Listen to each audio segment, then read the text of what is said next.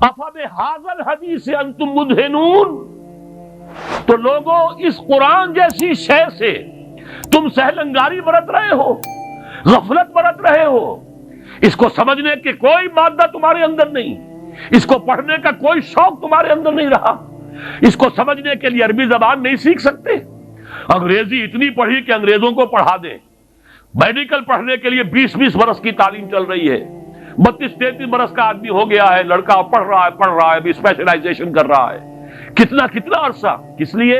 کچھ دنیا کمال ہو گئے، کچھ پیسے زیادہ بن جائیں گے، ابھی آپ جو ہے MCS اور کتنی ہزار کی فیسیں جو ہے، لاکھوں تک کے اندر فیسیں دے کر لوگ جو ہے وہ پڑھ رہے ہیں، کس لیے؟ 15-20 ہزار کی ملازمت مل جائے گی۔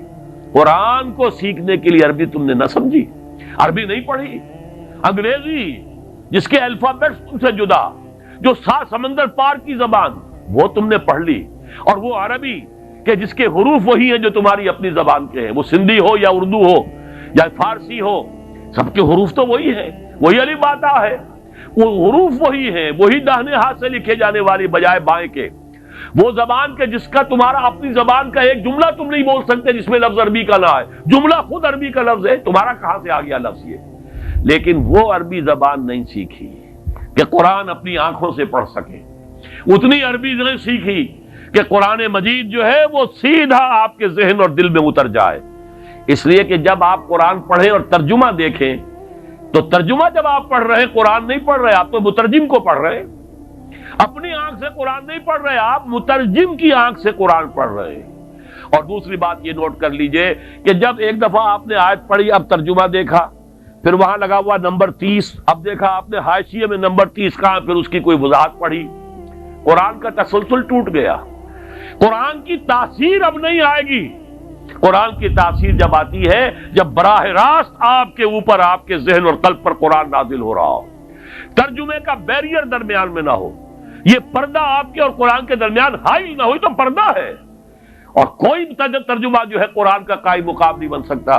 یہی وجہ ہے کہ ہمارے علماء کا فیصلہ رہا ہے، آج تک اس پر قائم ہے، کہ مجرد ترجمہ کبھی شائع نہیں کیا جانا چاہیے، متن کے ساتھ ترجمہ ہو، اس لیے کہ قرآن عربی زبان میں ہے، قرآن تو متن ہے، اس کا ترجمہ قرآن نہیں ہے۔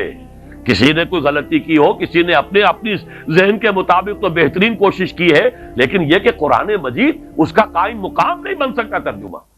تو بِهَذَا الْحَدِيثِ أَنْتُمْ مُدْهِنُونَ، یہ مداہنت تم کر رہے ہو، یہ سستی، یہ سہل انگاری، یہ بے اعتنائی، یہ لاپرواہی اس کتاب سے جس کی شان کیا ہے؟ فَلَا أُقْسِمُ بِمَوَاقِعِ النُّجُومِ وَإِنَّهُ لَقَسَمٌ لَوْ تَعْلَمُونَ عَظِيمٌ إِنَّهُ لَقُرْآنٌ كَرِيمٌ فِي كِتَابٍ مَّكْنُونٍ لَا يَمَسُّهُ إِلَّا الْمُطَهَّرُونَ تَنزِيلٌ مِّن رَّبِّ الْعَالَمِينَ أَفَبِهَذَا الْحَدِيثِ أَنتُم مُّدْهِنُونَ وَتَجْعَلُونَ رِزْقَكُمْ أَنَّكُمْ تُكَذِّبُونَ۔ سخت ترین آیت اب آ گئی، تم نے اپنا نصیب یہ ٹھہرایا ہے کہ قرآن کو جھٹلا رہے ہو۔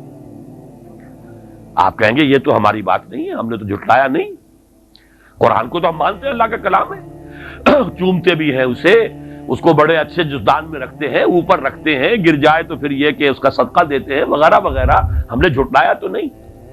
لیکن اصل میں ایک جھٹلانا ہے زبان سے، تکذیب قولی، ایک جھٹلانا ہے تکذیب فعلی یا تکذیب حالی۔ اگر آپ اسے پڑھتے نہیں، سمجھتے نہیں، اس پر عمل نہیں کرتے، اسے اپنا امام نہیں بنایا تو جھٹلا رہے ہیں آپ اس کو۔ اور یہ بھی کہیں آپ یہ کہہ دیں یہ اپنی طرف سے اتنی سخت بات کہہ رہا ہے، قرآن مجید سے دلیل دیتا ہوں، سورہ جمعہ کی آیت تو یاد ہوگی، مثل الذین حملوا التوراۃ ثم لم يحملوها کمثل الحمار يحمل اسفارا۔ میں تم سے پہلے ایک امت تھی، وہ امت مسلمہ، میں وہ آیت آپ کو سنا چکا ہوں، 2 دفعہ آئی ہے، سورہ بقرہ کے 6 رکوع کی پہلی آیت بھی وہی ہے اور 15ویں رکوع کی پہلی آیت بھی وہی ہے، ایگزیکٹلی وہی۔ یا بنی اسرائیل اذکروا نعمتی التی انعمت علیکم وانی فضلتکم علی العالمین۔ لیکن وہی امت ہے جس کے بارے میں فضربت علیہم الذلۃ والمسکنۃ وباءوا بغضب من اللہ، ان کی بے عملی کی وجہ سے، اور ان کے بارے میں یہ آیت آئی مثل الذین حملوا التوراۃ، جو حامل تورات بنائے گئے تھے ثم لم یحملوہا، پھر انہوں نے اس کا حق ادا نہیں کیا، ذمہ داری ادا نہیں کی، کمثل الحمار یحمل اسفارا، ان کی مثال اس گدھے کی سی ہے جس پر کتابوں کا بوجھ لاد دیا گیا ہو۔ گدھے کے اوپر پیٹھ باندھ کے ایک گٹھڑی باندھ کر رکھ دیجئے سائنس کی کتابوں کی، آئنسٹائن کی تصنیف کی یا مکالمات فلاطون، اس سے گدھے کو کوئی فائدہ ہوگا؟ گدھا تو گدھا ہی رہے گا۔ کتابیں آپ نے لاد دی ہیں اس پر، فلسفے کی اور سائنس کی اور منطق کی اور ہدایت کی۔ تو یہ مثال ہے، اب دو نوٹ کیجئے، یہ مثال ہے کس کی؟ ذالک مثل القوم الذین کذبوا بآیات اللہ، یہ مثال ہے اس قوم کی جس نے اللہ کی آیات کو جھٹلایا۔ کیا یہودیوں نے تورات کو کبھی جھٹلایا؟ نہیں، مانتے رہے یہ خدا کی کتاب ہے، آج بھی مانتے ہیں، آج بھی پڑھتے ہیں، اس کی تلاوت کر کر کے کبھی آپ نے ٹیلی ویژن پر دیکھا ہوگا جو ویلنگ وال ہے بیت المقدس میں، جو ان کا پرانا جو ہیکل تھا اس کی ایک دیوار سالم کھڑی ہے، باقی تو پورا ہیکل جو زمین بوس ہے، گرا ہوا ہے۔ وہاں تو اب قبۃ الصخرہ بھی بنا ہوا ہے اور مسجد جو ہے مسجد اقصیٰ بھی بنی ہوئی ہے، اور وہ اس کو گرانے کے در پہ ہے تاکہ اپنا ہیکل دوبارہ بنائے۔ 2 مرتبہ گر چکا ہے تاریخ میں، اور اب 1929 برس سے گرا ہوا ہے۔ سن 70 عیسوی میں ٹائٹس رومی نے اسے گرایا تھا اور آج تک وہ گرا پڑا، صرف ایک دیوار ہے اس کی سالم۔ وہاں جاتے ہیں، ٹکرے مارتے ہیں، پڑھتے ہیں، اور تورات جس طریقے سے پڑھ رہے ہوتے ہیں وہ جیسے ہم قرآن مجید پڑھتے ہیں، حفاظ کو آپ دیکھتے ہیں جھوم جھوم کر اور ہل کر پڑھتے، ایسے پڑھتے ہیں۔ تو تورات کو جھٹلایا اس معنی میں نہیں کہ انہوں نے یہ کہا یہ اللہ کا کلام نہیں ہے، جھٹلایا عمل سے، جب اس پر عمل نہیں کیا تو جھٹلایا۔ یہ ہے وہ تکذیب فعلی، تکذیب حالی جو آج مسلمان کر رہے ہیں۔ کہاں ہے قرآن کا نظام؟ کہاں ہے قرآن کا قانون؟ کہاں ہے وہ غیر سودی معیشت؟ کہاں ہے وہ پردہ، وہ حجاب، وہ حیا، وہ ستر؟ کہاں ہے؟ وہاں تو مسلمان ملک ہے، بڑا چوٹی کا ملک ہے، اور ہمارے مشرف صاحب نے بھی کہا کہ اتا ترک جو ہے میرے آئیڈیل ہیں۔ وہاں تو برقع تو خیر دور کی بات نہیں، وہ تو زبردستی اتا ترک نے اتروایا تھا، ترک قوم کا، ترک خواتین کا۔